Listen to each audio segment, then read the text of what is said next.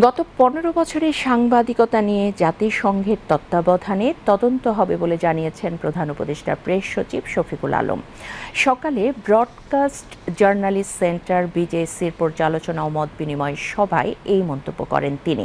শফিকুল আলম বলেন, বাংলাদেশের সাংবাদিকরা বিগত সরকারের আমলে সরকার দ্বারা নিয়ন্ত্রিত ছিল।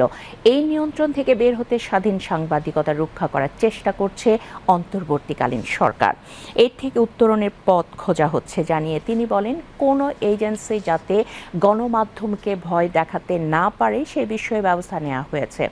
বর্তমানে গণমাধ্যম স্বাধীন এবং এতে সরকার ন্যূনতম হস্তক্ষেপ করছে না। এই সময় সাংবাদিকদের ন্যূনতম বেতন ৩০,০০০ টাকা করার কথাও বলেন প্রধান উপদেষ্টার প্রেস সচিব। 15.5 বছরে যেই জার্নালিস্টিক ফেলুর হলো, সেটা কি আমরা সত্যিকার অর্থে সিনসিয়ারলি কেউ অ্যাড্রেস করার চেষ্টা করেছি? আমাদের কোনো পত্রিকা, কোনো টিভি স্টেশন বলেছে যে ওকে, আমি গত 15.5 বছরে আমার এই মেজর ইভেন্ট হয়েছিল। এই যে বড় বড় ইস্যুগুলো যে ছিল, হ্যাঁ, সেই ইস্যুগুলোর ক্ষেত্রে আসলে আমি অ্যাজ এ নিউজ আউটলেট আমি কি সত্যিকার অর্থে সিনসিয়ারলি জার্নালিজম করেছি কিনা?